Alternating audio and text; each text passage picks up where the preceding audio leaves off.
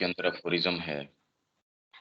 इसका जो कल अपन ने बात किया, 2 दिन से अपन कर रहे हैं, तो उसका अल्टीमेटली ये कि माने कि ये कि भाई जो अगर युक्त चेतना में है तो कोई भी चीज पाप नहीं है, और अगर उसमें नहीं है तो फिर पाप और पुण्य सबसे बंधे हुए हैं। एक्चुअल में तो माता जी ये कह रही है, ये पाप और पुण्य का कॉन्सेप्ट जो है ये ज्यादा तो क्रिश्चियन का कॉन्सेप्ट है। और श्री अरविंद का जब होता है तो बचपन में उन्होंने जब ये चीजें देखी तो वो बड़ी, उनको हमेशा ये रिपल्सिव सी लगती थी ये।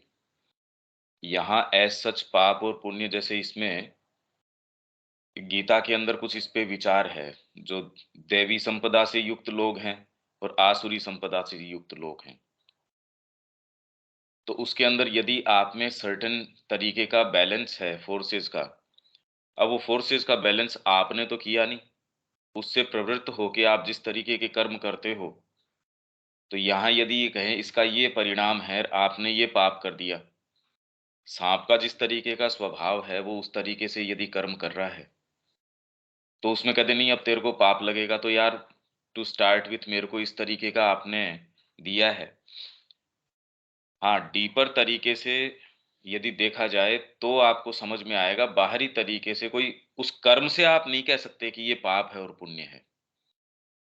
अगर संघार कर्म है, संघार कर्म अपने आप में मतलब पाप की जिस जिस चीज को आप संज्ञा देते हैं, वो कर्म अपने आप के अंदर पाप या पुण्य डिफाइन नहीं करता। वो तो कहाँ से आप उसको करते हैं, टाइम प्लेस और पर्सन, उसके ऊपर पाप और पुण्य की संज्ञा है। उसके ऊपर कर्म तो भाई जिसको आप पापी कहते हैं कि इसने पाप किया है, तो उसने किसी कर्म के कारण आप कहते हैं, जो भी वो कर्म चाहे भौतिक रहा हो चाहे साइकोलॉजिकल रहा हो, कोई भी है, पर आपने ये काम किया, ये पाप की संज्ञा में आता है। पर कर्म अपने आप के अंदर पाप और पुण्य डिफाइन नहीं करता। या आपने उसको मार डाला, आपने उसके साथ वादा किया और वो वादा पूरा नहीं किया, तो ये पाप का अधिकारी, तो जैसे श्री अरविंद ने कहा, न तो मैं अच्छा पुत्र रहा न अच्छा पति रहा, तो ये सारे दोषों का मैं भागी हूं फिर बाद में तो। और जिन्होंने भी जीवन में कुछ किया है उन्होंने तो फिर बाद में, अगर कोई एस्टेब्लिश्ड नॉर्म्स हैं या आपके एथिक्स हैं, उनको हमेशा ही तोड़ा है। यदि उसको पाप कहा जाए तो सबने ये पाप किया है। या यदि संघार कर्म का किया कहा जाए कि ये पाप है, तो वो भी लगभग सारे ही जाने अनजाने, वो तो हो ही रहा है। जन्म अपने आप के अंदर ही दोनों क्रियाएं, आपके अंदर सेल्स बन भी रहे हैं और बिगड़ भी रहे हैं। और आप जब कोई चीज चूज करते हो तो उसका परिणाम है, एक के लिए उसका नेगेटिव परिणाम है, एक के लिए पॉजिटिव है। तो समस्या उस एक्ट के अंदर नहीं हो सकती। हम कोई बाहरी एक्ट का विवेचन इसके अंदर नहीं कर रहे कि जैसे ये कह रहे ईगो एक समय बिल्कुल सही था, पर अभी हमारे लिए हम जिस अवस्था के अंदर हैं उसके अंदर पाप और पुण्य उस पे लागू होता है। ये तो सारा चेतना का व्यापार है, मतलब इसको जितना डीपर लें उतना ही इसकी प्रासंगिकता है। हाँ, बाहरी तरीके से यदि इसको लोगे तो इसको कैसे, यही तो मैं कह रहा था, फिर तो सरकार ये कह दे कि नहीं इनको सारों को खोल दो, ये तो पाप और पुण्य तो कुछ होता नहीं, जैसे ये ना मनुष्य में कोई पाप नहीं है। ये तो देखो साइकोलॉजिकली विवेचन हो सकता है, इसका बाहरी नहीं हो सकता। यही बात गीता कह रही है। हाँ, वो जैसे अपन उस साइकोलॉजी में है, जो अपनी स्टेट ऐसी है जहाँ पर अपन युक्त चेतना में जो बात करें, गीता का जो अपन ने पढ़ा उसका तो अल्टीमेटली ये था कि भी जो अगर अपन युक्त चेतना में है, अगर भगवान माँ से जुड़े हुए हैं और अपन अपनी चेतना के सबमिट ऑफ आवर कॉन्शियस अपन अपन बिहेव कर रहे हैं, तो हम जो भी कुछ कर रहे हैं वो सब ठीक है। अगर अदरवाइज उसके बाद में फिर उसमें लागू वो सब पाप पुण्य लागू होते हैं।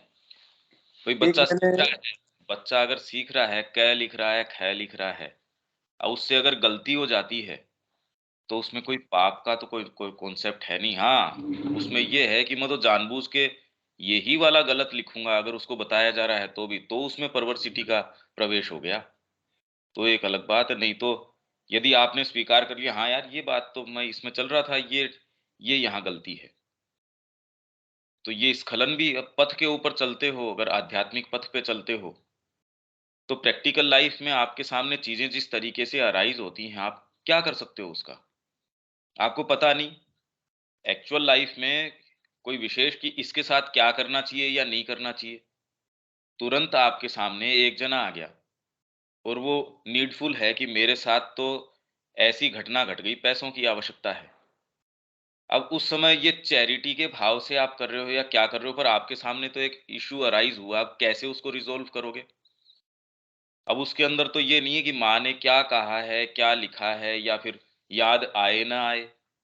किताब थोड़ी खोल के बैठ जाओगे, तो फ़ील्ड में यदि आप काम कर रहे हो, तो उस समय तो अंदर से आप महसूस करते हो और धीरे-धीरे, धीरे-धीरे भई ये यही चीज़ की तो ग्राउंडिंग होती है, कि आप उस चीज़ को कोई सारे समय किताब थोड़ी कैरी करते हो।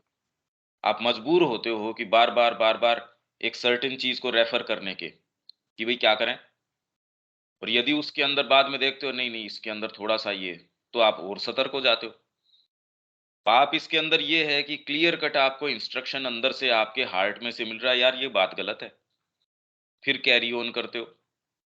तो बाहरी तरीके से किसी को पता न चले, पर आपके लिए तो वो एक पाप आपने कर ही दिया, अगर इसको पाप कहें तो। बाकी तो और कोई पाप और पुण्य एज़ सच है नहीं। हाँ, उसके चेतना पे कॉन्सिक्वेंसेज़ हैं, ये कह सकते हैं। उसके सुखद या दुखद कॉन्सिक्वेंसेज़ निश्चित रूप से हैं। जैसे ही आप उस डीपर वाणी को और स्थापित करते हो, सारी चीज़ों के बावजूद, धीरे-धीरे वो ग्रो करने लगती है और यदि उसको अपन इग्नोर करते हैं, तो उसके बहुत ज़्यादा गंभीर कॉन्सिक्वेंसेज़ हैं। एक मैंने वो पढ़ा था, मतलब अफ़ोरिज़्म का ही था, लेकिन मैंने सारे ढूँढा, मेरे को कहीं मिला नहीं। कि अगर वो टाइगर, अगर उसका उसका ब्रेड एंड बटर, मतलब उसका तो वही है कि वो मार के खाएगा किसी को, हिरण को, किसी को भी मार के खाएगा, है ना? मांसाहारी है तो ऑब्वियसली मार के ही खाएगा। लेकिन अगर वो ये सोचे कि भी देखो मैं तो मार रहा हूँ इसको, ये कर रहा हूँ, तो ही इज़ अ सिनर। ऐसा कुछ मैंने पढ़ा था, ये सुन के अफ़ोरिज़्म में ही हाँ, पढ़ा था, लेकिन मेरे को कहीं अगला नहीं वाला ही मिला। आ रहा है ये। अगला वाला ही ये कह रहा है कि मनुष्य में कोई पाप नहीं है। अगर इस दृष्टिकोण से देखें, तो अगर मनुष्य को भई यदि माइंड के प्रादुर्भाव के कारण आप मनुष्य कहते हो, अगर वो नहीं है तो जनरल ह्यूमैनिटी तो पशु है। उसमें हुँ, कोई पाप नहीं है, वो बेचारी जो कर रही है उसमें क्या पाप है? वो जैसी है वैसी है। हुँ, और माँ ने भी एक जगह ये कहा कि मेरी एक दोस्त थी, कहती थी तो मज़ाक के अंदर, और उस हुँ, बात में कुछ ठीक भी है कि जैसे ही आप में सेल्फ परफेक्शन की बात आती है, वैसे ही सारे रोग, सारे इश्यूज़ तभी अराइज़ होते हैं। एक देखने का तरीका है ये कोई हम बहुत ज़्यादा लिटरली या एक सीमा से ज़्यादा नहीं लेके जाना चाहिए।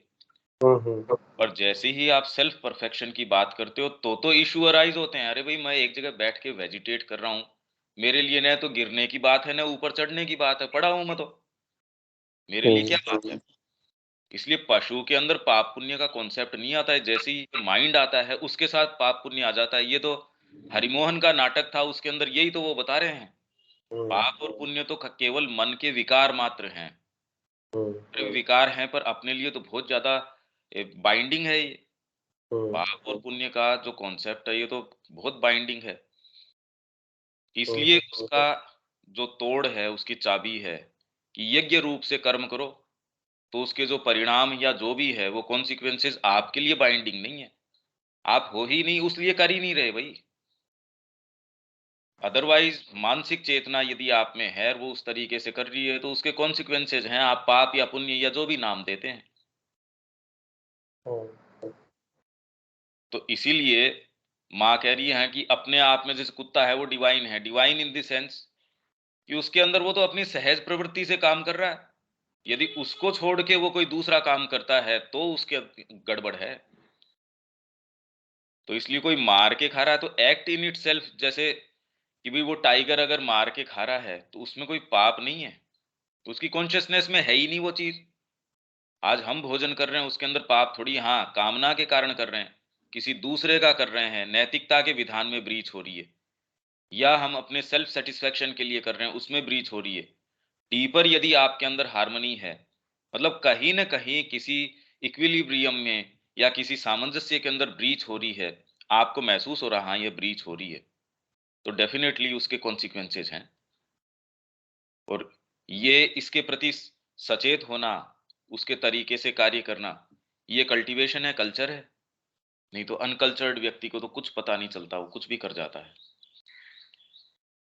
तो ये अब नेक्स्ट वाला जो हमारा आया, मनुष्य में कोई पाप नहीं है, अपितु बहुत बड़ी मात्रा में रोग, अज्ञान और दुष्प्रयोग है। अब इसका क्या अर्थ लगाएं? क्योंकि इसमें तो माँ का, मैं आपसे देखो स्क्रीन शेयर करता हूँ, माँ ने तो इसके ऊपर कुछ कमेंट नहीं किया। उन्होंने तो इसके ऊपर न किसी ने पूछा, पता नहीं पूछा है या नहीं पूछा है। ये देखो, there is no sin in man but a great deal of disease, ignorance and misapplication. अब यहाँ इन्होंने कुछ भी इसके विषय में कहा नहीं है। और उसके बाद में अगला सेक्शन अज्ञान का आ गया। तो हमारे पास इसके लिए कोई, माँ ने कुछ कमेंट किया हो या उससे हमको कोई सहायता मिल पाती हो, उसकी संभावना नहीं है। तो अपना अपना इसके अंदर क्या व्यू आपका है, वो, तो इसके विषय में क्या समझ में आता है रविकांत जी? देखिए, बीच वाला कह रहे अज्ञान, वो है तो जी? हमने अज्ञान वाला तो हमने डिस्कस कर लिया। अज्ञान? हाँ, कौन सा अज्ञान? इसमें है ना पाप जो है वो एक लिख के आया बीच में। अभी तो बहुत बड़ी बात मात्रा में रोग, अज्ञान और दुष्प्रयोग है। अज्ञान तो हमने डिस्कस कर लिया है ना, एक तरीके से पाप कुछ नहीं है, अज्ञान की वजह से हम कह रहे हैं ना। अज्ञान थोड़ी है वो अज्ञान की बात थोड़ी है। आप युक्त नहीं हो तो वो अज्ञान के कारण युक्त नहीं हो, ऐसा तो नहीं है। नहीं सर, हमने जो अभी हमने है जी? अगर कुछ प्रयोग तेरे को बहुत तो मतलब उसमें कोई पाप नहीं है, अभी तो अज्ञान की वजह से वो पाप उसको दिखाई देता है। तो ये सब चीजें वजह से नहीं है ये देखो, इसकी पहले तो लिटरली अगर रीड करें, मनुष्य में कोई पाप नहीं है। उसमें क्या है? बहुत बड़ी बड़ी मात्रा में रोग है, अज्ञान है और दुष्प्रयोग है, मिस एप्लीकेशन है। मतलब समझ जिस चीज को जहां आपको अप्लाई करना चाहिए, वहां लोहे की चीज को लोहे की जगह अप्लाई नहीं कर रहे, उसको गलत जगह अप्लाई कर रहे हो। मतलब किसी हर चीज का अपना गुणधर्म है और उसको आप मिस अप्लाई कर रहे हो। समझ गया, अब समझ में आ गया। तो अब इसके बारे में क्या कहें कि कोई पाप नहीं है? सर वो तो मानसिक चेतना के ऊपर आपने भी बताया है कि हमारी क्योंकि हम मन से उस चीज को सोच रहे हैं, अदरवाइज तो कोई पाप नहीं है ना, क्योंकि हम उसमें कैलकुलेशन करते हैं। क्योंकि जैसे कि एक बाघ ने अभी दीपक जी ने बताया, बाघ ने उसको कि वो नेचुरल एक टेंडेंसी थी, इस वजह से उसकी निगाह में कोई पाप पुण्य नहीं है। इसी हम्म। तरह कोई भी कर्म करते हैं, क्योंकि हम पहले से ही सोच लेते हैं, हमारे माँ बाप ने और पूर्वजों ने बता दिया कि ये पाप है और ये पुण्य है। अगर हम हम्म। उस चीज निकाल दें और हमारी अगर नीड है, जैसे कि कोई भी व्यक्ति हम कहते हैं ये काम मत करना, ये पाप है, जबकि उसकी वो नीड है उस दिन, वो जरूरी है उस काम के लिए। और बहुत से लोग उसको अज्ञान में करते हैं और मगर उनको ये नहीं मालूम होता कि ये पाप है, तो उनके लिए वो पाप नहीं है, क्योंकि वो उनको उनकी डिक्शनरी में वो शब्द ही नहीं है पाप। तो उनके लिए कोई पाप नहीं है, क्योंकि ज्यादा पढ़े लिखे हैं हम, तो इसलिए हम उसको करते रहते हैं, ये पाप है पुण्य है हमारे। तो और आपने ये बात बहुत अच्छी कही कि अगर आदमी कोई हायर कॉन्शियसनेस की तरफ बढ़ रहा है, तो वो सोच सकता है कि ये पाप है या पुण्य है, या चीज गलत है या सही है। अदरवाइज अगर सामान्य व्यक्ति के लिए तो ये तो चीज कोई पाप पुण्य नहीं है, क्योंकि उसकी नहीं है उस ये पाप और पुण्य क्या होता है, तो इसके लिए कोई पाप पुण्य है ही नहीं। ये चीज है इसमें। हाँ, पर कॉन्सिक्वेंसेस तो फिर भी हैं भी। आप कह रहे हो शुरू से उसको किसी ने बताया नहीं, उसकी चेतना के अंदर ये पाप नहीं है। मान लीजिए कोई टेररिस्ट की फैमिली के अंदर पैदा हो गया और उसके लिए सहज है ये गोली चलाना मारना, फिर भी सरकार तो उसके ऊपर जो है एक्ट करती है। इसका मतलब ये थोड़ी है कि वो जो करे वो लेजिटिमेट है। कोई मनुष्य तो ये कह नहीं सकता कि भी मेरे को किसी ने बताया नहीं, या मेरे को, मनुष्य है तो मनुष्य है। पशु की चेतना में वो नहीं है। चेतना की बात चल रही है, व्यक्ति विशेष की बात नहीं है। अब बीहड़ के अंदर सपोज ये बागी हैं आपके, या जो ये डाकू हैं, इनके कोई संतान हो गई, वो बचपन से बंदूक चलाना या जिस तरीके के माहौल में है, अब वो ये कर्म करे तो सरकार ये कहे कि छोड़ दे, नहीं इसको तो बेचारे को ग्राउंडिंग नहीं हुई इसकी, या कल्टीवेशन नहीं हुआ, इसलिए ये इसको सजा नहीं देनी चाहिए, तो ये तो नहीं चल सकती बात। हम तो नहीं मानते इस बात को। न ये नीड वाली बात पूरी सी उतरती, क्योंकि आवश्यकता तय कौन करे? और आवश्यकताएं तो कभी ऐसा सच कोई हम देख नहीं रहे। विश्व में जो हैं, वो आज जितने भी विध्वंस चल रहे हैं, वो तो अपने अपने कन्वीनियंस के हिसाब से आवश्यकताएं तय कर रहे हैं। तो इस आधार पे तो ये नहीं हो सकता। और बहुत बड़ी मात्रा में रोग है। अब क्या मतलब हुआ रोग है इसका? क्या रोग है? पाप नहीं है, रोग है। तो जो पापी हैं उनको कह दे ये रोगी है। अब इसको क्या कहें? इसका यही तो मैंने कहा, ऊपर वाला तो चलो ठीक है, इसका क्या बनाएं? इसके विषय में लिटरली इसको लेके इसका क्या निकल के आता है विवेक?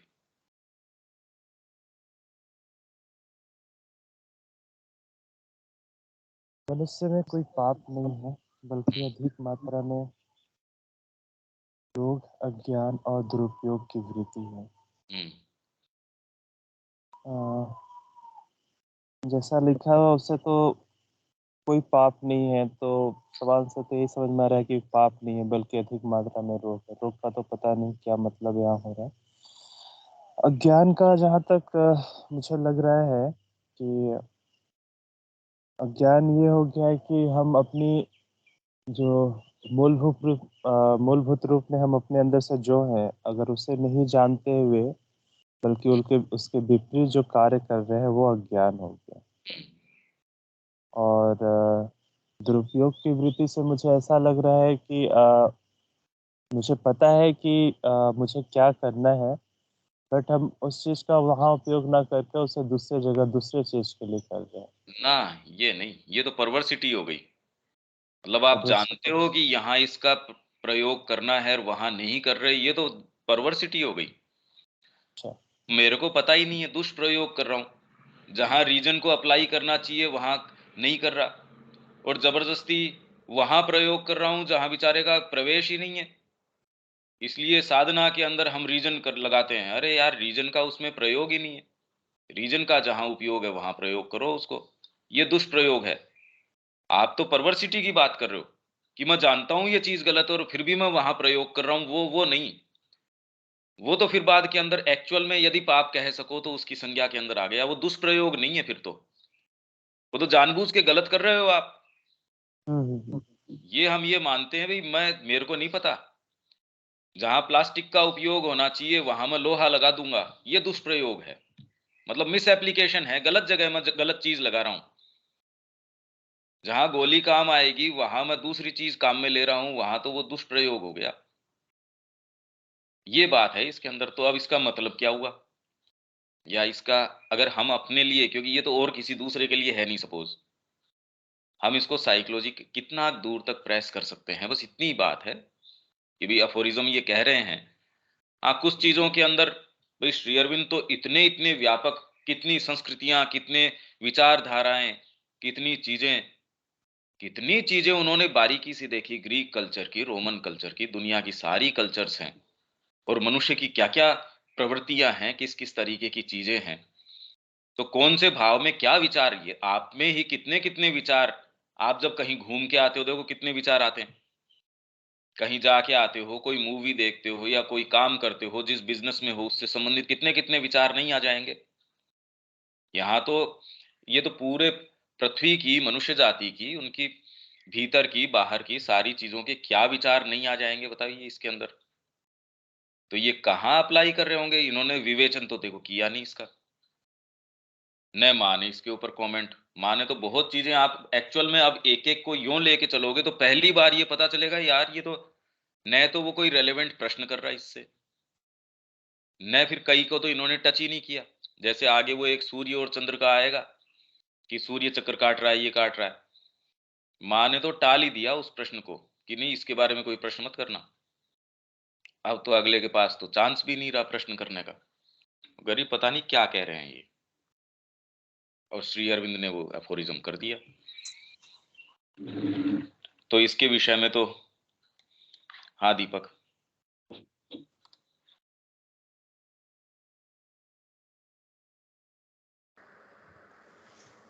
तो रोग, अज्ञान पाप तीनों चीज, तो फिर वो रोग भी उसी सेंस में हुआ कि मानसिक रोग जैसी कुछ चीज। शारीरिक भी हो सकता है, मानसिक भी हो हाँ, सकता है। वो सब वही तो, रोग, अज्ञान और मतलब मिसप्लेसमेंट, ये सारी चीजें बस उसका, और क्या। Miss application. हाँ, मिस एप्लीकेशन। और ऊपर वाला था वो जो मिसप्लेसमेंट था ना। हाँ, मिसप्लेसमेंट तो ऊपर वाला था, ठीक है। हाँ, लेकिन ये उसका भी मिस देखिए डीपर में तो मिसप्लेसमेंट भी क्या हुआ, वो तो खाली एक वो चेतना की स्थिति के ऊपर डिपेंड करता है, बस खाली चेतना की हाँ, स्थिति तो के ऊपर के, उसी से कर्म निर्धारित होता है, ठीक ही उसी से बात है। कर्म निर्धारित होता है, बस वो तो अगर वो। इसलिए मिसप्लेस्ड है, इस बारी कर्म से नहीं कह सकते आप ये पाप या पुण्य है। हम्म। वो तो कोई भी चीज नहीं कह सकते बारी तरीके से तो। हम्म। हाँ, पर एक सैनिटी समाज के अंदर बिठाए रखने के लिए, और सारे पशु हैं, उनको यदि ये वाली बात कह दी जाए, श्री अरविंद का ये अफोरिज्म दे दिया जाए, सोचो कैसा अनाचार फैल जाए यहाँ पे। इसलिए एक सेम्बलेंस ऑफ सैनिटी रखने के लिए एक नियम बनाने पड़ते हैं, बाकी तो नियम कैसे हो सकते हैं अगर हर जना अपने मूलभूत तरीके से स्वयं अपना एक नियम है। और अपनी आइडियल स्टेट के अंदर जब आप जिसकी वैदिक युग की परिकल्पना करते हो, वहां आवश्यकता ही नहीं है। सत्य युग के अंदर यज्ञ विधान सबके हृदय में विराजमान है। किसी राजा की आवश्यकता नहीं है, किसी लिखित शास्त्र की आवश्यकता नहीं है। वो तो नेक्स्ट युग के अंदर, फिर बाद के अंदर श्री अरविंद ने बहुत अच्छा वर्णन किया है कि चारों युगों में, फिर बाद में तीसरे के अंदर, दूसरे में भी धर्मों को कोडिफाई करने की जरूरत नहीं होती। तीसरा जो युग है उसके अंदर फिर बाद में भगवान विष्णु जो हैं, वो व्यास के रूप में आके सारे धर्मों को कोडिफाई करते हैं। उससे पहले कोडिफिकेशन की जरूरत नहीं है। फिर भी लोग काफी इंट्यूटिव उसके अंदर एज के अंदर रहते हैं। वह बेसिक एक फ्रेमवर्क थोड़ा सा बन जाता है, और चक्रवर्ती सम्राट आ जाता है दूसरे के अंदर। तीसरे के अंदर आके फिर बाद में डिटेल्ड कोडिफिकेशन होना शुरू हो जाता है तीसरे युग में। तब व्यास का पदार्पण, भगवान जो है वो व्यास के रूप में आते हैं और धर्मों को कोडिफाई कर देते हैं, शास्त्र के हिसाब से चलो, इधर उधर नहीं। क्योंकि मनुष्य धीरे धीरे जैसे ही अपने आंतरिक चेतना से संपर्क खो बैठता है, उसको बाहरी शास्त्रों की इनकी आवश्यकता होती है। और चौथे के अंदर तो बिल्कुल निरंकुशता आ ही जाती है। तो चौथा जो है, सारे पिछले एस्टेब्लिश चीजें हैं, कलयुग है, वो उसको नष्ट भ्रष्ट कर देता है। और नए युग के पदार्पण के लिए, या नया युग चक्र है उसके प्रारंभ के लिए, नई भूमिका तैयार कर देता है। ये एक तरीका है इसको देखने का। एनी हाउ, पहले तो अपन इसी के ऊपर स्टिक करें। बहुत बड़ी मात्रा में रोग रोग है, अज्ञान है, और दुष्प्रयोग है। अब इसमें और कोई कुछ कहना चाहता है तो।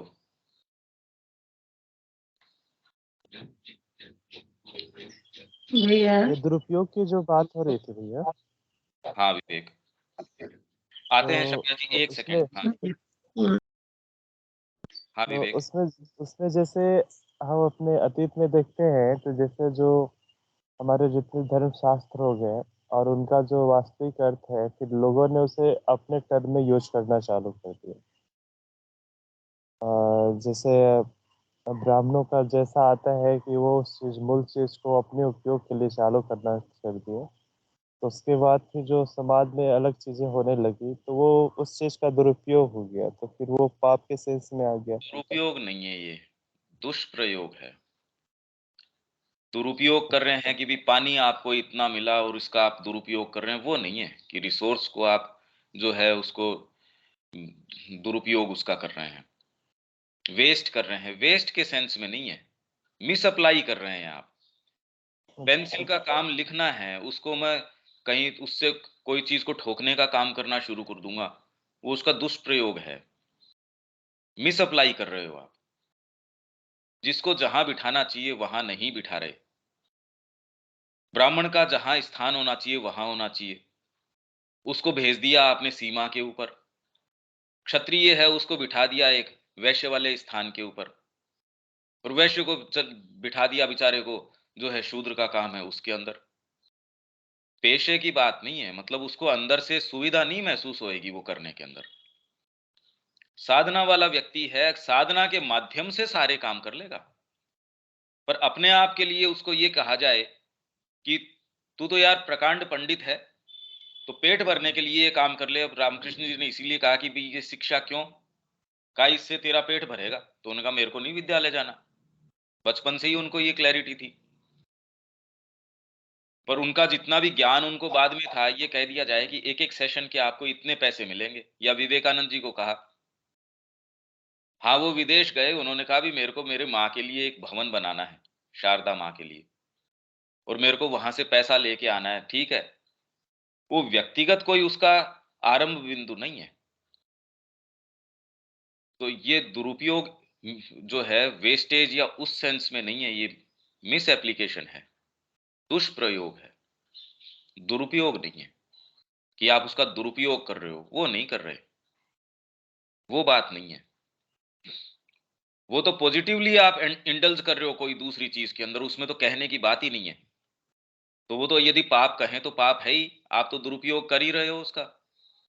यहाँ ये कह रहे हैं उतना दुरुपयोग नहीं है ये, या दुष्प्रयोग है ये, रोग है, अज्ञान है और दुष्प्रयोग है, मिस एप्लीकेशन है।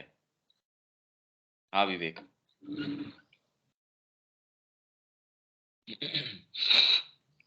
ठीक है भैया, लेकिन ये जो आप बता रहे हैं तो मुझे एक मदर का वो आंसर याद आ रहा है कि मतलब जो भी यहाँ चीजें हमें ऐसा दिख रही है उसका कारण ये है कि वस्तुएं अपने स्थान पे नहीं है। हाँ वो तो है ही, जैसे मिसप्लेस्ड हैं। वो तो ऊपर हम कह ही रहे थे, ऊपर का अफोरिज्म सारा यही तो हम बात करके आए हैं कि पाप जो है अपने समय पे सही था। पाप इन द सेंस, जो भी एक्ट आप कह रहे हो कि ये एक्ट पापपूर्ण है, वो एक ऐसी चीज है जो अपने समय पे जो है या अपने स्थान पे बिल्कुल ठीक था। इसलिए ईगो जो है वो हेल्पर था, आज ईगो बार हो गया। आपकी सारी चीजें एक समय के ऊपर बिल्कुल सही स्थान के ऊपर थी। भाई यदि भोजन के लिए कामना न हो, या कामना अपने स्थान पे बिल्कुल सही है, नहीं तो आप चलाओगे कैसे प्रकृति को। क्रोध अपने स्थान पे बिल्कुल सही है। आप ये कह दो ये काम क्रोध लोभ मोह ये सारे जो हैं आप षड रिपु जिनकी बात करते हो, अरे अपने स्थान पे बिल्कुल सही है। साधना में भी आने के बाद आप जिस तरीके से प्रचलन में है कि ये रिपु है इनको मार डालो, अरे ये निर्धारण तो अंदर से होगा। आपको जैसे किसी ने श्री अरविंद के प्रति कुछ गलत शब्दों का प्रयोग किया, उसको भीतर से इतना प्रचंड क्रोध आया, और जो भी उसने क्रोध के वशीभूत उसको कहा, कुछ समय बाद में उस व्यक्ति की जो सामने वाला जो है वो मर गया तकलीफ पाके। इसको थोड़ी सी मन में ग्लानि हुई, इसने रेफर किया, तो श्री अरविंद ने कहा इसमें तेरा कोई हस्तक्षेप नहीं है, तेरे अंदर कोई चीज की ऐसी चीज थी, प्रतिक्रिया थी, जिसने महाकाली के डायनेमिज्म को पुकार लिया, उसने आके अपना काम कर दिया। तो ये जो प्रचलित बातें हैं एक्चुअल कर्म में हम देखते नहीं। देखिए इस तरीके की काम है वो अपने स्थान पे बिल्कुल सही हो सकता है, क्रोध है वो बहुत सही हो सकता है। अगर ये नहीं होते तो फिर आते ही क्यों मैनिफेस्टेशन के अंदर। भी परमात्मा पहले तो गलत चीजें आपके हाथ में दे दे, और फिर बाद में उससे नुकसान उठा बैठो तो कहेगा आपको अब दंड देंगे इस चीज का। ये बात तो थोड़ी कम समझ में आती है कि मैं पहले तो माइंस बिछाऊं, और बिछा के यदि आपका पांव पड़ जाए तो आपको खैर मर ही जाओगे, पर उसके लिए दंड और दूं कि तुमने ये काम किया। तो ऐसा प्लॉट तो लगता नहीं कि उसने इस तरीके से, ये तो बहुत बदमाशी की सी बात हो गई। पहले तो मैं खुद प्लांट करूं ऐसी चीजें कि आपको पहले तो उसमें मैं डालूं गलत काम करने में, और फिर उसके लिए दंड भी दूं। ऐसा नहीं लगता। तो ये मिसप्लेस्ड तो है ही, ये तो ठीक बात है। पर यहां हम जो बात कर रहे हैं दुष्प्रयोग है, अज्ञान है, रोग है। रोग मतलब क्या मतलब हुआ रोग का? पाप नहीं है, रोग है। शब्या जी आप कुछ कह रहे थे इसके अंदर। यही चीज हम बहुत सोच रहे हैं भैया कि रोग है क्या है। रोग तो डिसहार्मोनी है। यदि हमारे शरीर में जो 5 तत्व है उस तत्वों में डिसहार्मोनी होता है तो शरीर में कोई न कोई तरह का रोग उत्पन्न होता है। तो यहाँ जो बोला रोग, रोग का मतलब ही डिसहार्मोनी हो गया। जो चीज जहाँ होना चाहिए वो मात्रा में वहाँ नहीं, कुछ उसमें मिलावट हो गया है तो रोग उत्पन्न कर दे। नहीं, अभी मिलावट हुआ है, मिलावट की बात नहीं है इसके अंदर। जो अपने यथा स्थान नहीं है, मतलब हाँ अपने उसकी स्थान में नहीं है, उसकी जितना फंक्शन होना गड़बड़ा गई चाहिए है, उतना नहीं। उतना की तो भी बात नहीं है, मतलब उसकी फंक्शनिंग गड़बड़ा गई है।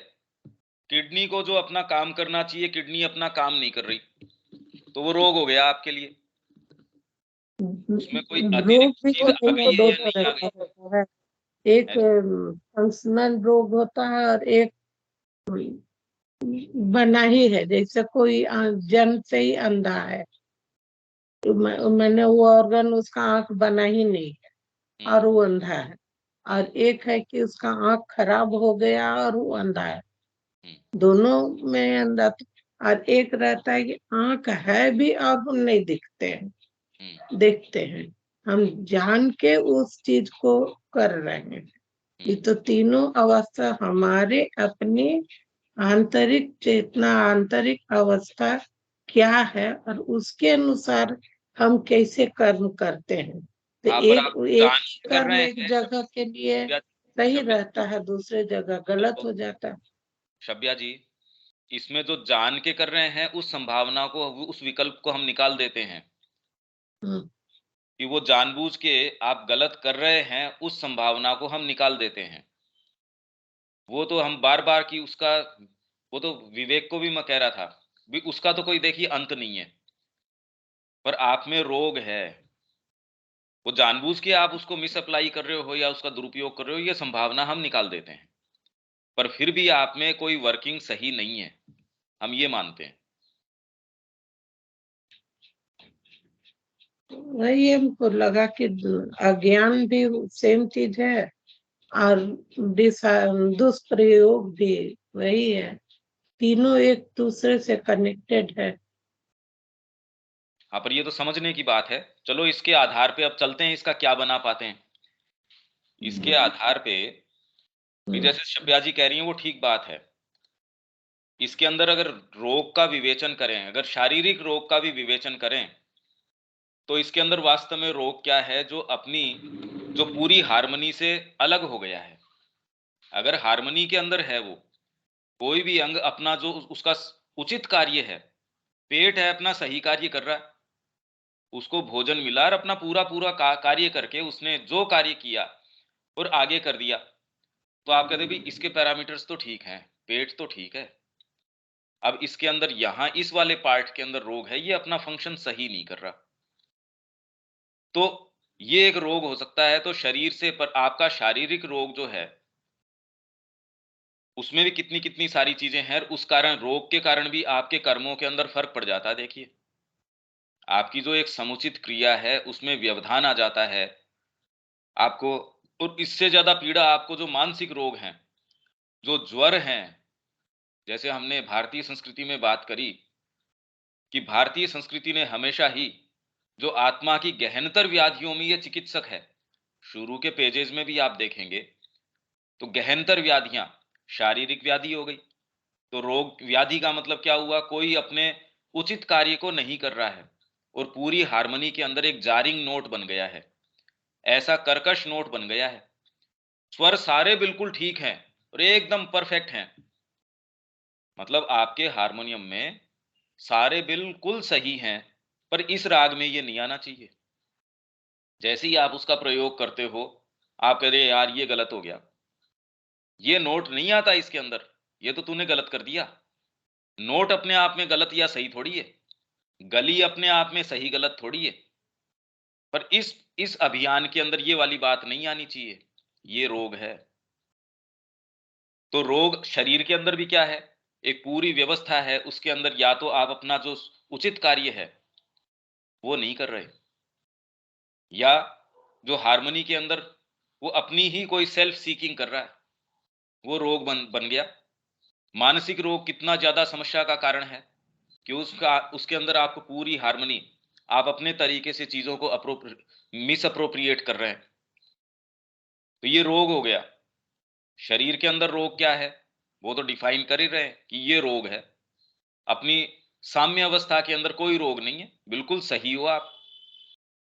तब वो देखते हैं कि नहीं, ये तो हमने चेकअप कर लिया यार, आपके दिक्कत ही नहीं है, आपकी सारी चीजें, बीपी ठीक है, ये ठीक है, वो ठीक है, पूरे चेकअप में यार कोई दिक्कत नहीं आई। तो फिर मेरे को तकलीफ किस चीज की है कि जी आपके शारीरिक रोग नहीं है, ये तो कोई ना कोई और दूसरा ही है, आप उसको ट्रेस करो। इनफैक्ट रोग का कारण तो गहरा ही होता है हमेशा ही। पर कई बार हम देखते हैं यार परेशान हो रहे हैं, सारे टेस्ट करवा लिए, ये मेरे यहाँ दर्द है, यार आपके कोई दिक्कत ही नहीं है। उन्होंने सब तरीके के मस्कुलर है वो भी नहीं है, इसके अंदर कोई अंदर वैसे भी दिक्कत नहीं है, सारे टेस्ट के अंदर उसमें कोई दिक्कत ही नहीं है। मतलब शरीर अपनी क्रिया बिल्कुल ठीक ठीक कर रहा है, और उसमें कोई अगर मामूली सा ऊपर नीचे भी है तो उसको कोई जरूरी नहीं कि वैसा जो दर्द होना या आपके डाइजेशन में दिक्कत होना या जो जो आप जिसको रोग की संज्ञा दे रहे हैं वैसा करना जरूरी भी नहीं है। तो आप कह रहे हैं फिर बात क्या है? फिर आप धीरे धीरे ट्रेस करते हो कि इससे ज्यादा पीड़ा आपको जो अपनी साइकोलॉजी है उसमें कोई चीज आपको हमेशा ही, कौन ऐसा है हम में से जो कोई चीजें ऐसी हैं जो उसको परेशान करती हैं अकेले के अंदर, इसीलिए वो अकेला रहना नहीं चाहता। पाश्चात्य संस्कृति के अंदर क्यों वो ऐसा अकेलापन उनके बढ़ता जा रहा है? बाहरी सुख साधन के बावजूद भी एकाकीपन है वो कितना बढ़ता जा रहा है, इसलिए वो मनुष्यों से ज्यादा उनको विश्वास कुत्तों के ऊपर है। यार ये ठीक है।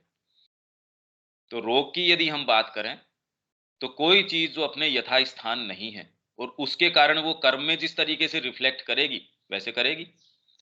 अगर शारीरिक रोगी भी है, लचक के चल रहा है, तो यार उसके तो बेचारे के पाँव में दर्द है, वो क्या करे? उस कारण से उसके हाथ से कोई चीज गिर गई, हाथ के अंदर को अगर उसके उठाई नहीं जा रही कोई चीज, या हाथ टूटा हुआ है, तब उसको उसके लिए दंड थोड़ी दे दोगे। तो उसकी जो भी क्रियाएं हैं, यदि आप कहो पाप है पुण्य है, सारे रोगों के कारण, सपोज अब जैसे वो ऋषि का कुमार था, वो आके उसने देखा कि मेरे कि इसने ये क्या किया, इसने गड़बड़ काम किया, तो परीक्षित को जो है शाप दे दिया उसने। तब बाद में पता चला रही यार इसको बेचारे को भूख लग रही थी, इसने इसको पुकारा तो इसको क्रोध आ गया, तो इसके बेसिक तो क्षुधा थी अंदर। तो यदि इसके कारण उसने जो एक्ट किया, तो यदि उसके मूल के ऊपर नहीं जाओ और आप बाहरी कर्म के आधार पे पाप पुण्य कहो, तो ये कह रहे हैं जो क्रिया अगर पाप कह भी रहे हो, वो रिजल्ट किस चीज का है? अपितु बहुत बड़ी मात्रा में रोग है, और रोग हर स्तर का है। अज्ञान, अज्ञान के बारे में तो लाइफ डिवाइन में वो करे सेवन फोल्ड इग्नोरेंस और सेवन फोल्ड नॉलेज, 7 कुड़त है।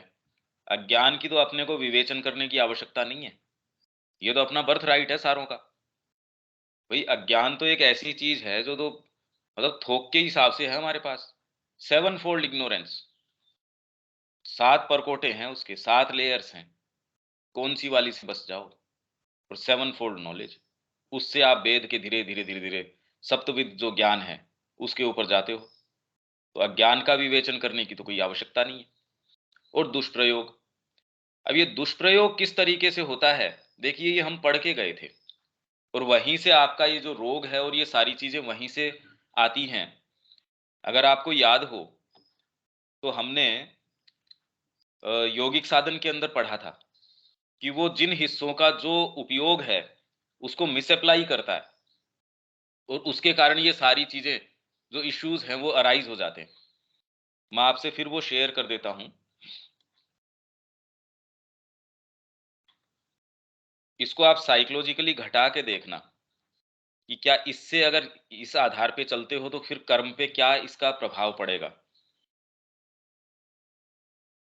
ये रहा यहाँ पे, ये देखिए, it works through all these functions through the buddhi for thought. जो आपका विल है, संकल्प है, वो कैसे काम करता है? Will is the organ of the Ishwar और living master of the body. It works through all these functions through the buddhi for thought. बुद्धि के अंदर जो है, बुद्धि के माध्यम से, अंदर क्या माध्यम से, विचार और ज्ञान के लिए कार्य करता है। Through the manas for sensations, through the chitta for emotions, and through the prana for enjoyment.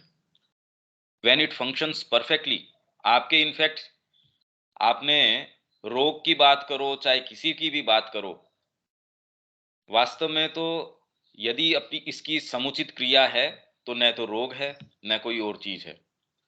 समस्या कब आती है? When it functions perfectly, working in each organ according to the capacities of the organ, यही भौतिक शरीर की बात है। Then the work of the shakti becomes perfect and infallible, बिल्कुल अचूक और एकदम पूर्ण। जैसी होनी चाहिए वैसी की वैसी, वैसी की वैसी है, आप काम कर रहे हो वैसा का वैसा। But there are two causes of weakness, error and failure. इसके दो कारण हैं। फर्स्ट, ये अपन ने दो बात करी थी इसकी, कंफ्यूजन ऑफ द ऑर्गन्स, एक का दूसरे के अंदर प्रवेश कर जाना। इफ द प्राण इंटरफियर्स इन द सेंसेशन, प्राण यदि आपके सेंसेशन में, और इसकी हमने बहुत खूब खूब चर्चा करी है कि कैसे वो उसमें प्रवेश कर जाता है और उसकी जो समुचित क्रिया है उसके साथ गड़बड़ कर देता है। आंखें तो ठीक देख रही हैं पर भय है, इसके कारण रस्सी के अंदर आपको पता नहीं क्या क्या सांप दिख गया, या कोई भूतहा आकृति दिख गई, कोई पर्दा हिल रहा है तो आपको लगा अरे भूत आ गया। आंख थोड़ी गड़बड़ कर रही है, इसमें इंटरफियर कर गई वो चीज, emotion and thought. Then a man becomes anish, फिर वो अनीश नहीं रहता। और जैसे ही आप अनीश या दास बन जाते हो, द स्लेव ऑफ द प्राण, अब उससे जो होने वाली चीजें हैं वो तो सारी फिर बाद में अपने आप ही हो जाएंगी, आप चाह के भी कैसे रोक लोगे उसको। तो ये आप बहुत वेल मीनिंग भी हैं, आप चाहते हैं इसका भला हो, मेरे को सेंस है नहीं और मैंने भला ये मान रखा है अभी मीठा खाना चाहिए, अब उसको मैं खिला दूं मार डालूंगा मैं उसको। मैं वेल मीनिंग भी हूं तो भी मैं उसके लिए भले के लिए थोड़ी काम कर दूंगा, वो तो मेरे को एक सर्टेन सेंस होना चाहिए। दैट इज टू से ऑफ द डिजायर्स, तो मैं इच्छाओं का, कामनाओं का गुलाम बन जाता हूं। इफ द चित्त interferes with sensation and thought, then the sensations and thoughts are falsified by the emotions. Sensation and thought are falsified by the emotion and their corresponding wishes. For instance, if love interferes with the buddhi, then man becomes blind to the truth about the person he loves. उसके बारे में अंधा हो जाता है। और फिर जो कर्म, इसीलिए आप ये देखिए कि प्रेम के कारण क्या नहीं कर गुजर करता व्यक्ति। भाई मेरे तो सो कॉल्ड प्रेम के कारण भी जितने भी आपके जो अपराध हो रहे हैं उनके मूल में क्या है, यदि आप उसके मूल में जाओ तो ये इनफैक्ट ये ही सारी क्रियाएं हैं। He is unable to distinguish between right and wrong, kartavyam and akartavyam, where the person is concern. जहां व्यक्ति का कोई भी थोड़ा सा भी सरोकार हो, मेरे को इस व्यक्ति से मैं 50,000 रुपए मांगता हूं, कैसे इससे निकलवाना, आप घुमा घुमा के जैसे भी, मीठी खारी जैसी भी है, एक आप तटस्थ हो यार मेरे को फर्क नहीं पड़ता, मैं तो इससे आत्मा के कारण व्यवहार कर रहा हूं, या आप उसको जिस भी कारण, मैं उससे आसक्त हूं या मेरा उससे द्वेष है। आप देखिए आपकी क्रिया प्रतिक्रिया, आपके एक्ट्स में कितना अंतर आ जाएगा थोड़े से। तो आपकी बाहरी क्रियाओं को क्या जज करें, उसका कारण तो बहुत ज्यादा एक्चुअल के अंदर तो आपका रोग, मतलब चीजें अपने यथास्थान नहीं है और अपनी सही समुचित क्रिया नहीं कर रही तो रोग है। तो हम तो रोग से भरे ही पड़े हैं, भौतिक रूप से भी, और ये जो जितने जितने बता रहे हैं सारे अपने उचित क्रिया नहीं कर रहे। He becomes a greater or lesser, to a greater or lesser extent, the slave of the emotions, love, anger, hatred, pity, revenge, ये सारे भाव उत्पन्न हो जाते हैं।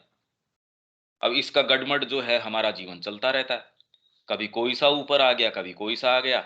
उसको एक बेसिक एक एक व्यवस्था देने के लिए एक मेन कोई भी लीडिंग आपका कोई भी है, तो उसमें ज्यादा तो बहुत चांस होता नहीं।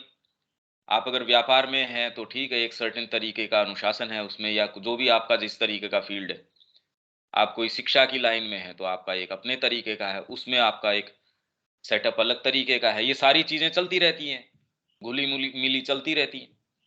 सो if the manas interferes with the reason, mind का काम क्या है, इंद्रियों से सीधे भी सूचना लेना सीधी सीधी, पर इसके अंदर ये वाली बातें आके इंटरफियर करती हैं। और मनस अपने आप में हमने बात करी थी वाहिका भी है, और एक्चुअल में आपकी जो इंद्री है वो मनस है, दोनों ही काम ये करती है। तो ये जब रीजन जो बुद्धि है आपकी उसके साथ हस्तक्षेप करती है, जबकि हमने विवेचन ये किया था कि एक्चुअल में बुद्धि को निर्णय करना चाहिए। जब आप साधना में प्रवेश करते हो, श्री अरविंद ने क्या कोई मनस के आधार के ऊपर जाके जहां इंस्क्रिप्शंस थे, शिलालेख थे, वो पढ़ पढ़ के हिस्ट्री का निरूपण किया है ना? हाँ उन्होंने पढ़ा, पर उन सूत्रों को उसके पीछे के सारे को जोड़ा किस आधार के ऊपर, माइंड की जो मनस हम जिसको कह रहे हैं, सेंस माइंड, उसके आधार पे ना, हो ही नहीं सकता। वैदिक युग की वो बात कर रहे हैं तो कुछ वहां तो कैसे, अगर समय के अंदर कालखंड की भी बात करें वो तो अभी थे, उससे पूर्व के जितने भी अगर आप बात करें उस कालखंड में, तो वो थे नहीं एज सच। कौन सी चीज है जिसने सारी चीज का विवेचन किया, उसके रहस्य को उजागर किया? और जिन्होंने मनस के आधार पे, या खाली हमने एक्सकेवेशंस किए हैं, ये किए हैं, वो कितना का रहस्य उजागर करके लेके आ सकते हैं? कुछ नहीं। तो मनस यदि आपके रीजन के साथ इंटरफियर करता है, man mistakes his sensations for just ideas and true arguments, हम यहीं अटक जाते हैं। इसीलिए जीवन जो है यहां अटक के रह जाता है। हम अपने तरीके से जज करते हैं माँ की क्रियाओं को, जबकि हमको अपने आप को उसके प्रति समर्पित कर देना चाहिए। तो ये अनुचित क्रियाएं हैं इन भागों की। बुद्धि का कार्य है उससे अपने जो कमांडमेंट्स हैं वो लेना, जो कमांड्स हैं उसके वो ग्रहण करना, बजाय इसके कि खुद उसके ऊपर निर्णय सुनाना। हम ये उल्टा करते हैं। ही जजेस by what he sees or hears instead of judging what he sees or hears. जो आप देख और सुन रहे हो उसको जज करने की बजाय, मैंने देखा है, कैसे मान लूं मैं ये बात, मैंने सुना है। अब आप कहते हो यार तो फिर इसको कैसे मत दरकिनार कैसे कर दूं, इस बात को मैंने तो देखी है ये। और आध्यात्मिकता में इससे बिल्कुल विपरीत, उससे एंड से शुरू करते हैं।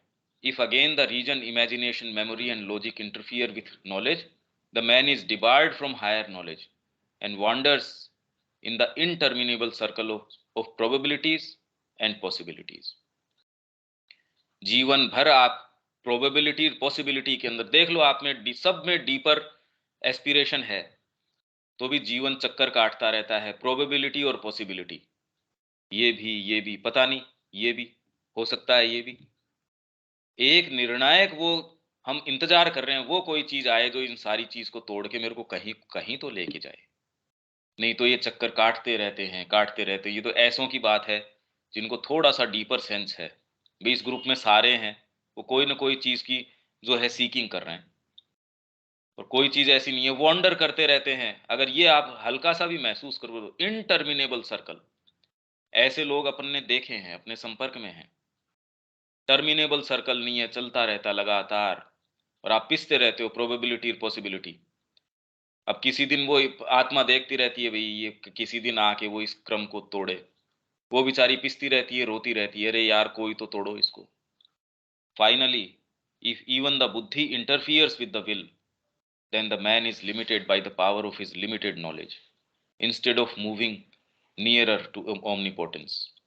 in brief, if a machine or instrument is used for a work, ये रोग है। अगर रोग को हम डिफाइन करें तो संक्षेप में, यदि कोई मशीन या कोई यंत्र है used for a work for which it is unfit, जिसके लिए ये मिस एप्लीकेशन भी है और रोग भी है। रोग तो अपने आप ही पैदा हो जाएगा, वो है ही नहीं उस चीज के लिए, और तो गलत जगह लगाओगे तो वो अनफिट है और उसके कॉन्सिक्वेंसेज है। वो रोग का नाम दे देते हो आप। For which it was not made or originally adapted, then it either cannot do that work at all or it does it badly. इससे क्या होता है? धर्म संकर इज क्रिएटेड। धर्म संकर इससे उत्पन्न हो जाता है। Now what I have described is the ordinary state of men before they gain knowledge। ज्ञान प्राप्त जब, और एक्चुअल ज्ञान आपको किस चीज का धीरे धीरे आता है, रे ये वाली बातें इस चीज के लिए नहीं है। प्राण है वो उपभोग के लिए है, बुद्धि का सच्चा, और ये कोई नहीं बताता। आध्यात्मिक जीवन में भी ये तो श्री अरविंद ने ऐसा डिमार्केट किया है।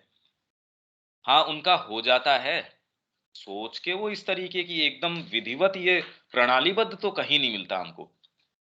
उनकी अपनी अपनी भाषावली है, उनके अपने अपना तरीका है, और ये अच्छे से जब गुरु अपनाता है तो कोई चीज तो उसके समझ में आ जाती है कि मेरी ऊंची से ऊंची समझ, मेरी सोच समझ, ये सब सब जो है वो कोई भी विश्वास के योग्य नहीं है। तो समझदार व्यक्ति है तुरंत ही अपनी इंटेलिजेंस पे विश्वास नहीं कर, आज तक तो किया नहीं किसी ने। सब ने, किसी ने भी जो है, सब ने एक गुरु को स्वीकार किया है। कोई भी आप देख लीजिए, लगभग लोगों ने, जैसे कृष्ण का भी कहते हैं वो ऋषि घोर से उन्होंने अपना शब्द प्राप्त किया। रामकृष्ण जी ने जो है एक कंसेशन के रूप में, उनको आवश्यकता नहीं थी, श्री अरविंद कह रहे हैं ये बात, एज ए कंसेशन उन्होंने जो है, उन्होंने भी शब्द अपना ग्रहण किया, श्री अरविंद ने ग्रहण किया। तो इसके पीछे कोई ना कोई जरूर कुछ तो रहस्य है। और हम अपनी सेल्फ सफिशिएंसी के अंदर हम कहते हैं हम खुद कर लेंगे, साधना कर लेंगे, हम पढ़ के कर लेंगे, सोच समझ के कर लेंगे। अरे यार, वो लोग क्या इतने सक्षम नहीं थे? अब हम किन की बातें कर रहे हैं? इट इज ऑल धर्म संकर, confusion of functions, bad administration and incompetent and ignorant government। और इससे आपका मिस एप्लीकेशन, रोग, और आता किससे है वो? ये अज्ञान से कि सही क्रिया कहाँ कौन सी किस चीज की है। The will, the true minister, आपका सच्चा मिनिस्टर क्या है? विल। तो हम जो एटलीस्ट बैठे हैं उनके अंदर तो इस ये प्रादुर्भाव होना ही चाहिए। ये आपका कार्य जो है किस लिए करना है, नहीं करना है, वो तो आ ही गया। भी अर्जुन जो दलीलें दे रहा था और भगवान कृष्ण उसका जो उत्तर दे रहे थे वो हमारे लिए भी प्रासंगिक है। मैं क्या चाहता हूं, मेरे लिए इसके क्या जो इसके रिएक्शंस होंगे या मेरे को क्या परिणाम होंगे, भाई इसके आधार पे कर्म का निर्धारण नहीं हो सकता। तो विल जो है, the true minister is rendered A puppet. अगर ये क्रिया होती है आपकी, तो जो आपका सच्चा मिनिस्टर, जो आपका मुख्यमंत्री होना चाहिए या प्रधानमंत्री होना चाहिए, इज रेंडर्ड ए पपेट। वो तो बेचारा एक पपेट बन जाता है, कठपुतली बन जाता है of the lower officials who work each for his own selfish ends. तो मन है, वो शरीर को आपको रगड़ता रहता है, प्राण है, वो रगड़ता रहता है। आप सोच समझ नहीं पाते, उससे पहले उसकी क्षमताएं क्षीण हो जाती है, शक्तियां क्षीण हो जाती है। फिर अंदर से आत्मा कोई अगर आए तो उसके क्रम को तोड़े, वो बेचारी अंदर बैठी बैठी रोती रहती है, ओहो ये क्या हो गया, यहां तो बलि चढ़ा दी गई। इसीलिए ऋषि सुने से, इसके अंदर वेद के अंदर है, ऋषि सुने से प्रार्थना कर रहा है कि हे इंद्र, आओ और 3 फांसों से मेरे को मुक्त करो, मेरे को बलि पशु बना रखा है। तो इन्होंने जो उसकी व्याख्या करी कि उस समय जो है मानव की बलि दी जाती थी, देखो वेद के अंदर ये है। तो कहा यार 3 ही रस्सियों से क्यों बांध रखा है उसको? और बलि पशु का क्या मतलब है? कि आपके जो सत्व, रजो और तम है, ये 3 रस्सियां हैं, उसके अंदर आपकी आत्मा को जो है बलि पशु बना रखा है, वो रो रही है क्योंकि आप मिस अप्लाई कर रहे हो। जिस चीज को जहां अप्लाई करना चाहिए वो अप्लाई करते नहीं, बुद्धि का प्रयोग करके कि हाँ मैं मेरे जीवन को अपने तरीके से चला लूंगा। साधना के अंदर भी एक आप सोचते हैं हाँ मैं ये पढ़ लूंगा और मैं साधना कर लूंगा, या मैंने इतनी माला जपी मेरी साधना हो गई। इन किन्हीं से भी साधना का ये सूत्र है ही नहीं भाई। यही बात ये कह रहे हैं, आप कितना ध्यान करते हो, चिंतन करते हो, तपस्या करते हो, ये सारा तो हम इसमें यौगिक साधन में विवेचन करके गए हैं। आपकी मानवीय शक्तियां ही है, निहित शक्तियां, वो और परिवर्धित हो जाएंगी। और वो सारी हमने बात करी थी कि लेटेंट फैकल्टीज क्या क्या हैं, वो मुद्दा नहीं है। तो वेद उसके अंदर कहता है कि ऋषि सुनय शेप जो है वो प्रार्थना कर रहा है इंद्र से, क्लैरिटी माइंड की, जो लोअर आपके जो इंप्रेशंस हैं, लोअर भाग है, उनसे बिल्कुल मुक्त है। तो इसलिए उसका जो वज्रपात आता है इंद्र का, वो एक वज्रपात के अंदर आपके बरसों से आपको जिसने बना रखा था बंदी, वो सारे बंधनों को तोड़ देता है। अरे करने का काम ये है। मुद्दे कितने क्लियर हैं जीवन के ये आने के बाद में। नहीं तो आदमी उन्हीं के अंदर, पता नहीं मेरा मठ है पीछे, मेरे पीछे तो 2000 लोग हैं।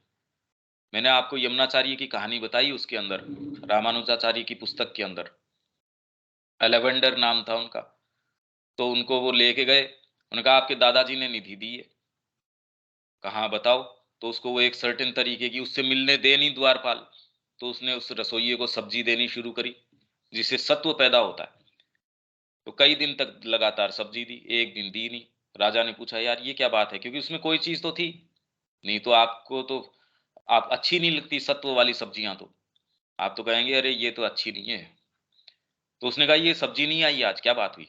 उसने कहा जी जो लाता था वो नहीं लेके आया। तो कहा बुलाओ उसको। तो उसने कहा जी मैं सब्जी तो एक मेरा बहाना था, आपके दादाजी ने एक खजाना छोड़ा है आपके लिए, वो दिखाना है आपको। तो उसको अपने नजदीकी राजा के ऊपर आक्रमण करना था और बहुत ज्यादा धन की तुरंत में जबरदस्त आवश्यकता थी उसको। उसने कहा हाँ हाँ बिल्कुल रेडीली, चलो कल ही सेना वगैरह तैयार कर लेते हैं। उसने कहा साहब अकेले जाना पड़ेगा, सेना वगैरह नहीं लेके जा सकते, मंत्री भी नहीं लेके जा सकते। कहा अच्छा, कहाँ? कहा ठीक है कल तैयार होके चलेंगे। उसने जिसको जो ड्यूटीज थी वो सारी बता के चल दिया। अब रोज जहां पड़ाव करें तो वो जो जो बाबा जी था वो उसको सुनाना शुरू किया गीता। अब कोई चीज तो अंदर थी ही जो तैयारी के अंदर थी। 2 या 3 दिन बाद में उसने कहा साहब मेरे को तो आप जो है शिष्य मान लो, और बस मैं तो अब मेरा राजपाट गया आया, मेरे को नहीं चाहिए। मतलब कितनी इंस्टेंटली, इतना इश्यू नहीं, अरे वहां पता नहीं व्यवस्था क्या होगी, चलो उसको अब निष्पक्ष भाव से निष्काम भाव से करना चाहिए, भगवान का ये भी कुछ नहीं। एक छोटी सी चीज तो ब्रेक करके हम नहीं कर पाते। ये माँ की हम बात भी करते हैं, वही जो इनटर्मिनेबल जो सर्कल है ना, प्रोबेबिलिटी और पॉसिबिलिटी, उसको काटते रहते हैं काटते रहते हैं। और थोड़ी मेहनत करके यदि आपने पदार्पण कर भी लिया तो एक फिर से एक सर्कल बन जाता है, उसको काटते रहते हो। ये तो अंतरात्मा आके कहती है यार ये सर्कल्स काटने आई थी क्या मैं? Is rendered a puppet of the lower officials who work each for his own selfish ends, interfering with and hampering each other, or dishonestly playing into each other's hands. Dishonestly एक दूसरे के हाथों में प्राण शक्ति, कभी मन के हाथ में खेलना शुरू कर देती है मन, कभी प्राण शक्ति या शरीर के हाथ में खेलना शुरू कर देता है, for their own benefit and to the detriment of the Ishwar. और इसके अंदर डेट्रीमेंट किसका होता है, नुकसान किसका होता है? ईश्वर का। आप में बैठी जो शक्ति है द मास्टर, उसके डेट्रीमेंट के ऊपर ये गुलछर्रे करते रहते हैं। He ceases to be the Ishwar, he becomes anish, the puppet and dupe of his servants. अपने ही सर्वेंट्स का जो है कृतदास बन जाता है वो पपेट, और कृतदास बन जाता है वो। जो ईश्वर आपके अंदर होना चाहिए यदि आप महसूस करो तो सारे जीवन का ये कितना एकदम मार्मिक चित्रण है। Why does he allow it? और हम पढ़ के गए हैं, because of agyanam. He does not know, he does not realize what the ministers and officials and their 1,000,001 hangers on are doing with him। वो जानता नहीं ये कर क्या रहे हैं। What is this अज्ञानम? Inability to recognize his own true nature, position and authority। फिर तो ये सारी चीजें, he began by being deeply interested in a small portion of his royal activity, the body।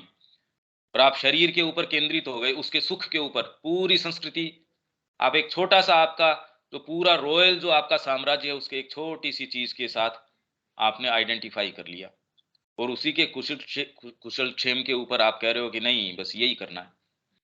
He thought that is my kingdom. तो इसने आपके रोग पैदा कर दिए।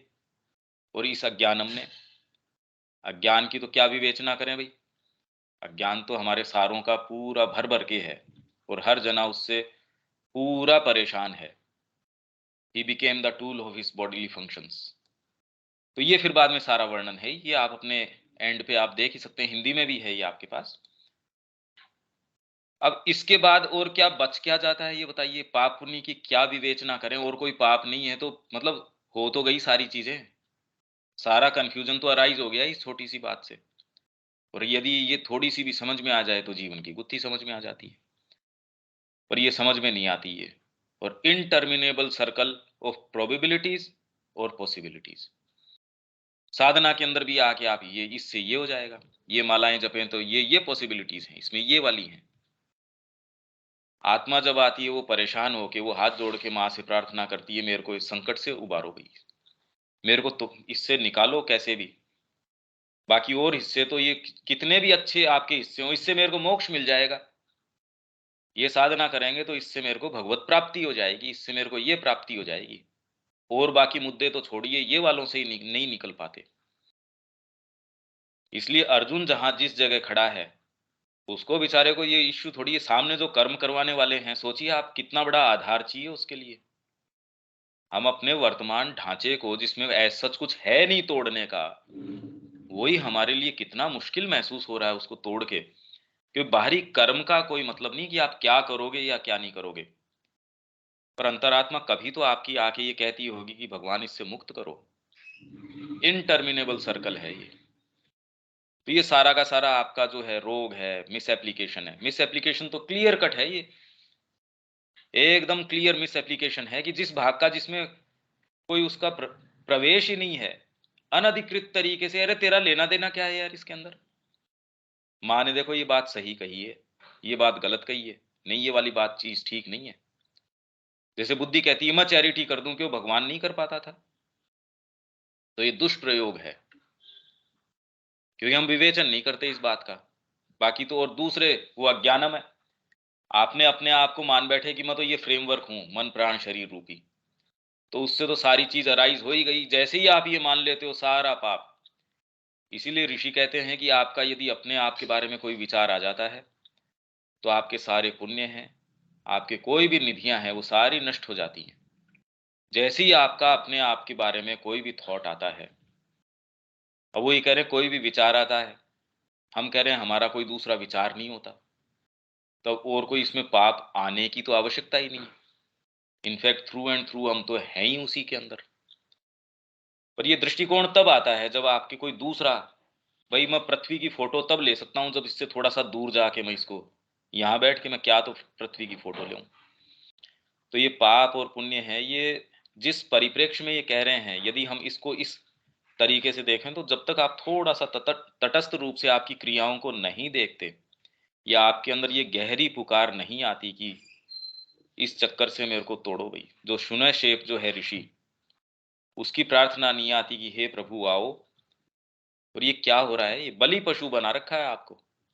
अगर आपको ये नजर आ जाए कि आपको बलि पशु बना रखा है, आपकी आहुति या आपको आपका सेक्रीफाइस करने वाले हैं, और हो ही रहा है, आपकी कामनाएं हैं, आपका सोच है, समझ है, शरीर है, ये तीनों मिलके जो करने का काम है, उसकी आपकी आत्मा को जो है वो सेक्रीफाइस कर देते हैं। और और ये खुद भी सुख नहीं पा रहे। ऐसा तो कि जैसे गीता में हमने विवेचन किया कि माँ अगर घर में नहीं है और 3 बच्चे हैं, वो तीनों अगर लड़ाई कर रहे हैं तो तीनों ही सुख में नहीं है। माँ आएगी तो भी यथा योग्य सारों को जो जैसा देना है अनुशासन भी आ जाएगा। तो जीवन में यदि वास्तव में अनुशासन चाहिए और सच्चा सुख चाहिए, तो भी इसको मुक्त करके इसको वास्तव में अपने सिंहासन पे बिठाना पड़ेगा। वो नहीं है तो पाप की तो क्या विवेचन करें फिर बाद में। ये तो सारी चीजें हैं ही। आपके बहुत गहरे रोग, मेलेडीज तो पैदा हो ही जाएंगी यदि थोड़ा सा भी आपने अपने आप के बारे में देखो। माँ ने मेरी तरफ देख के मुस्कान नहीं दी। माँ कहती है मैंने श्री अरविंद को जाके ये कहा कि मेरी सबसे करुणामयी मुस्कान आज मैंने उसको दी थी। अब ये एक छोटा सा भाव भी उसके कितना रिजेंटमेंट, कितनी पीड़ाएं, कितनी चीजें, कितने रोग पैदा कर देगा, आप ये सोचिए। आपके जो खुद से सेल्फ रिगार्डिंग जो चीजें हैं कि मेरे को ये मिल जाए, मेरे लिए मैं, आप थोड़ा सा विवेचन कीजिए कैसे ये मानसिक, और मानसिक के कारण शारीरिक, और जो आप जो करने वाले थे, आपका जो कितना कीमती जीवन है, सारे को गंवा बैठते हैं। उसका जो मूल अर्थ है वो चला जाता है हमसे। और कोई पाप नहीं है, और बेचारे के लिए क्या पाप है इसके लिए? ये तो खिलौना है, पपेट है, पपेट के लिए क्या पाप होएगा, क्या पुण्य होएगा उसके लिए? और कोई पाप नहीं है। तो ये कुछ एंगल्स हैं जिनके विषय में, क्योंकि श्री अरविंद ने स्वयं ने तो देखो इसका विवेचन किया नहीं, माँ ने इसको टच किया नहीं। पर हाँ, ये कुछ चीजें हैं जो हमको सहायता कर सकती हैं। तो हमारे लिए जितनी अगर कोई प्रयोग की है तो काम में ले सकते हैं, नहीं है तो अब ठीक है, कोई खास बात नहीं है। दीपक।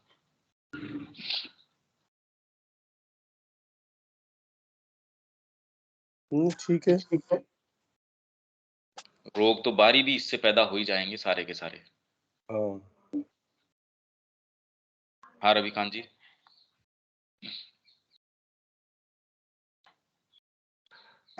हाँ ठीक है, ये बहुत क्लियर हो गया ये तो। इसमें अब अपने जो वो प्रार्थना है ना, वो शून्य सेप वाली, वो थोड़ी सी महसूस करके हम सारे ही करें तो अच्छा रहे अपने लिए। जी जी।